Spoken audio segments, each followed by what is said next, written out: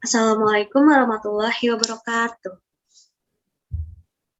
Kami di sini dari kelompok 4 ingin memaparkan hasil diskusi kelompok kami mengenai hasil asumsi klasik pada linear berganda. Di sini kami beranggotakan dengan saya sendiri, Ahda Nisa Fadli, dan dua rekan teman saya, Almas Amalia Putri dan juga Esa Karunia Putri. Selanjutnya pembahasan uji asumsi klasik. Yang pertama ada uji normalitas, yang kedua uji multikolinearitas, yang ketiga uji autokorelasi, dan yang keempat ada uji heteroseksidasitas. Asumsi klasik pada linear berganda. Uji asumsi klasik merupakan prasyarat analisis regresi berganda.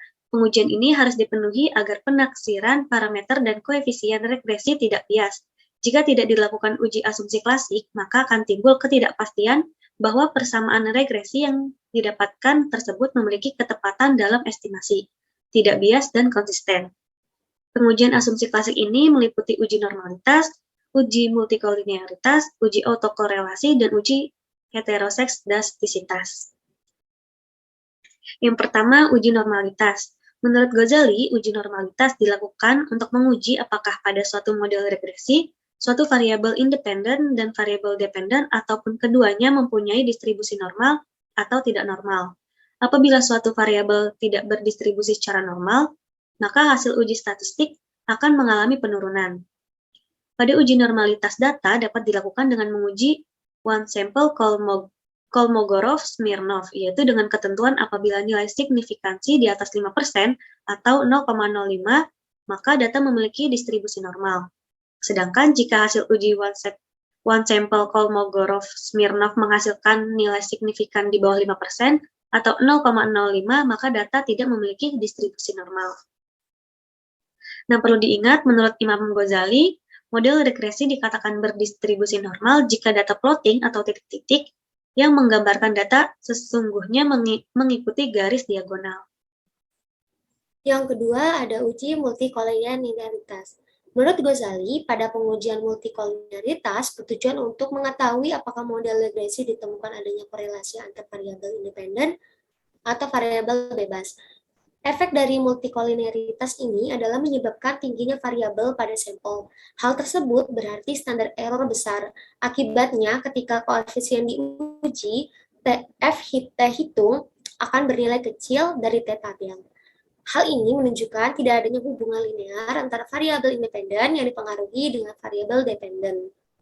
Untuk menemukan terdapat atau tidaknya multikolinearitas pada model regresi, dapat diketahui dari nilai toleransi dan nilai variance inversion factor atau VIF. Nilai toleransi mengukur variabilitas dari variabel bebas yang terpilih yang tidak dapat dijelaskan oleh variabel bebas lainnya. Jadi, nilai toleransi rendah sama dengan nilai VIF tinggi. Dikarenakan VIF sama dengan 1 atau toleransi, dan menunjukkan terdapat kolinearitas yang tinggi. Nilai cut-off yang digunakan adalah untuk nilai toleransi 0,10 atau nilai VIF di atas angka 10. Menurut Imam Ghazali, tidak terjadi gejala multikolinearitas jika nilai lebih besar 0,100 dan nilai VIF lebih kecil 10,00.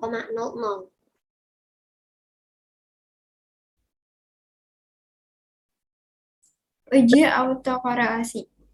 Uji autokorelasi adalah sebuah analisis statistik yang dilakukan untuk mengetahui adakah korelasi variabel yang ada di dalam model prediksi dengan perubahan waktu. Oleh karena itu, apabila asumsi autokorelasi terjadi pada sebuah model prediksi, maka nilai disturbance tidak lagi berpasangan secara bebas, melainkan berpasangan secara autokorelasi, dan tujuan uji autokorelasi adalah untuk menguji apakah dalam regresi linear ada korelasi antara kesalahan pengganggu residual pada periode T dengan kesalahan pada periode T1 sebelumnya. Uji Durbin-Watson adalah uji autokorelasi yang menilai adanya autokorelasi pada residual. Uji Durbin-Watson akan menghasilkan nilai Durbin-Watson T-nya akan dibandingkan dengan dua nilai Durbin Watson tabel, yaitu Durbin upper dan Durbin lower. Dikatakan tidak terdapat autokorelasi jika nilai DW lebih besar daripada DU dan 4 dikurang DW lebih besar daripada DU. Atau bisa dinotasikan juga sebagai berikut, 4 dikurang DW lebih besar daripada DU dan lebih kecil daripada DW, untuk menentukan autokorelasi negatif atau positif.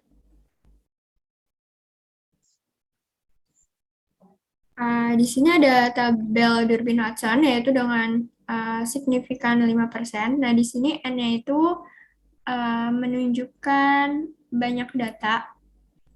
Terus K-nya itu menunjukkan variabel X. Jadi, nanti ketika menentukan autokorelasi, kita bisa melihat dari tabel Durbin-Watson ini. Menurut Imam Ghazali, tidak ada gejala autokorelasi jika nilai Durbin-Watson terletak antara DU sampai dengan 4 dikurang DU. Oke, yang terakhir ada uji heteroseksidastisitas. Uji ini bertujuan untuk melakukan uji apakah pada sebuah model regresi terjadi ketidaknyamanan varian dari residual dalam satu pengamatan ke pengamatan lainnya.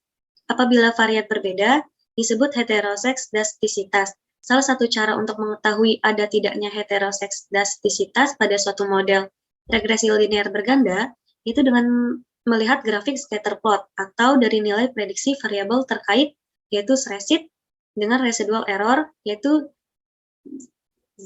z-pred apabila tidak terdapat pola tertentu yang tidak menyebar di atas maupun di bawah angka 0 pada sumbu Y. Maka dapat disimpulkan tidak terjadi heteroseksidastisitas. Nah, menurut Imam Ghazali, tidak terjadi heteroseksidastisitas jika tidak ada pola yang jelas atau bergelombang melebar kemudian menyempit pada gambar scatter plot, serta titik-titik menyebar di atas dan di bawah angka 0 pada sumbu Y. Oke, selanjutnya kita akan membahas mengenai tutorial dari menggunakan SPSS tersebut. Itu. Oke, pertama kita ke variable view, kemudian ketik X1, X2,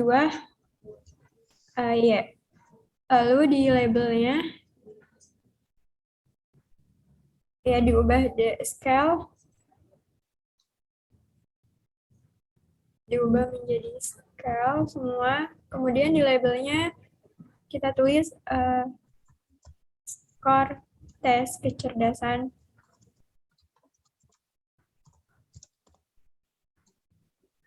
kemudian frekuensi membolos dan nilai ujian.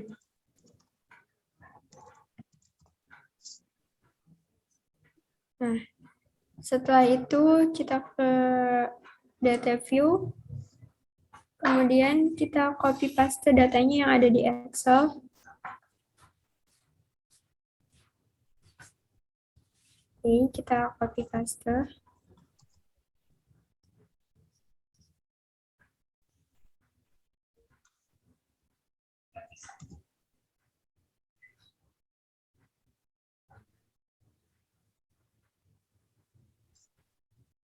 Nah, setelah keluar data seperti ini, kita ke analis, kita klik yang analis, kemudian regression, lalu linear. Nah, di sini nilai ujiannya masuk ke dependent, kemudian skor tesnya dan frekuensi masuk ke independent. Oke, lalu kita klik bagian statistik, kemudian centang deskriptif, itu untuk memperlihatkan statistik deskriptif. Kemudian collinearity diagnosis kita centang untuk uji multikorelitas. Kemudian juga Durbin-Watson untuk uji autokorelasi. Lalu continue, kemudian klik bagian plots. Lalu di bagian itu ada threshold, dimasukin ke Y, kemudian Z-fret dimasukin ke X. Oke, lalu kita centang bagian histogram dan normal probability plot. Itu untuk uji normalitas. Lalu klik continue, kemudian klik save, lalu klik unstandardized, setelah itu continue. Kemudian option, klik bagian option. Nah, di sini harus dipastikan entry-nya itu 0,05 ya. Lalu klik continue. Kemudian klik OK. Nah, ini bagian output-nya. Nanti akan keluar tabel-tabelnya. Nah, di sini udah ada tabel deskriptif statistiknya, ada correlation, kemudian ada model summary, ada ANOVA, ada coefficient, ada collinearity, dan residual statistik. Kemudian di bawahnya ada histogram dan scatter plot. Ya. Nah, ini data yang tadi sudah dipindahkan ya di Word.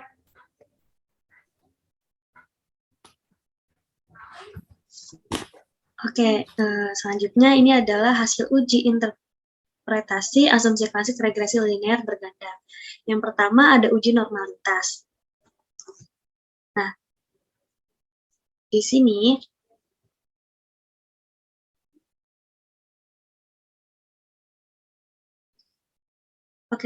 ada uji normalitas menggunakan normal probability plot yang seperti ini. Lalu dalam uji normalitas, model regresi dikatakan berdistribusi normal jika data plotting atau titik-titik ini mengikuti garis diagonal seperti ini. Begitupun sebaliknya. Nah, jadi kesimpulannya jika uji normalitas berdasarkan p-plot dapat dikatakan tidak berdistribusi normal karena pada data plotting atau titik-titik tidak mengikuti garis diagonal seperti ini. Atau titik-titiknya menjauhi dari garis diagonal. Nah, jika kita merasa ragu apakah mengikuti garis diagonal atau tidak, maka kita bisa menggunakan dengan cara alternatif menggunakan sampel Kolmogorov-Smirnov. Nah, untuk mendapatkan sampel seperti ini, kita bisa pergi ke SPSS lagi, lalu kita klik Analyze, lalu kita pilih Non-Parametric Test, selanjutnya Legacy Dialogs, dan kita pilih One Sample KS. Nah, selanjutnya kita pilih Unstandardized, kita pindahin ke sini, lalu kita OK. Nah, ini sudah keluar ya hasil one sample Kolmogorov-Smirnov-nya. Seperti ini. Lalu untuk interpretasinya, dikatakan normal apabila nilai tingkat signifikasinya lebih besar 0,05. Begitupun sebaliknya. Maka dapat disimpulkan bahwa dari uji normalitas, metode Kolmogorov-Smirnov didapatkan hasil sebesar 0,03. Jadi kita bisa lihat dari signifikasi yang ini, yaitu hasilnya 0,03. Yang dimana hasilnya kurang dari 0,5, yang artinya tidak terdistribusi normal.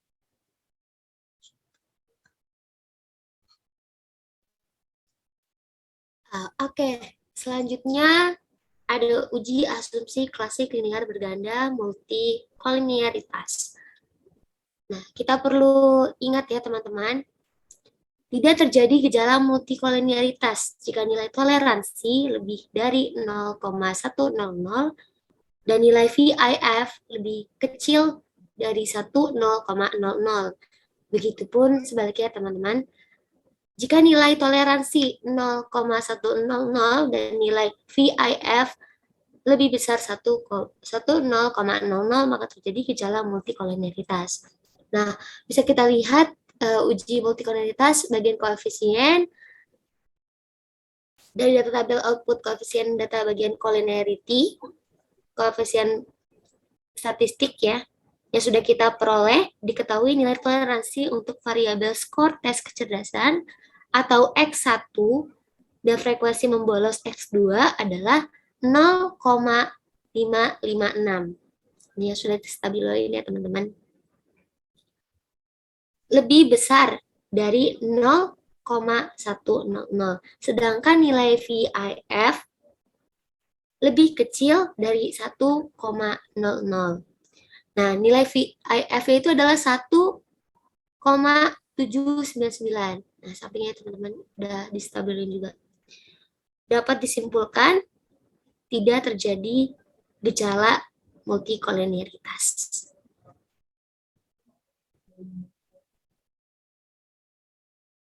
Ya, yang selanjutnya itu ada uji autokorelasi. Nah, di sini untuk autokorelasi ini bisa diambil dari tabel model summary yang seperti di Word ini. Nah, yang kita ambil itu adalah Durbin Watson-nya. Nah, Durbin Watson-nya itu adalah 1,950 ya. Nah, terus untuk kriteria pengujiannya itu tidak ada gejala autokorelasi jika nilai Durbin Watson terletak antara DU sampai dengan 4 kurang DU. DU itu lower, sedang DU itu upper ya. Nah, terus di sini ada tabel Durbin Watson ya, di mana signifikansinya itu 5% atau 0,05%. Nah, jadi kan tadi di sampel tadi di data SPSS tadi itu datanya itu kan banyak N-nya itu ada 12 data ya. Nah, sedangkan untuk K-nya itu variabelnya itu ada 2, yaitu tadi skor tes kecerdasan X1 dan frekuensi membolos itu X2.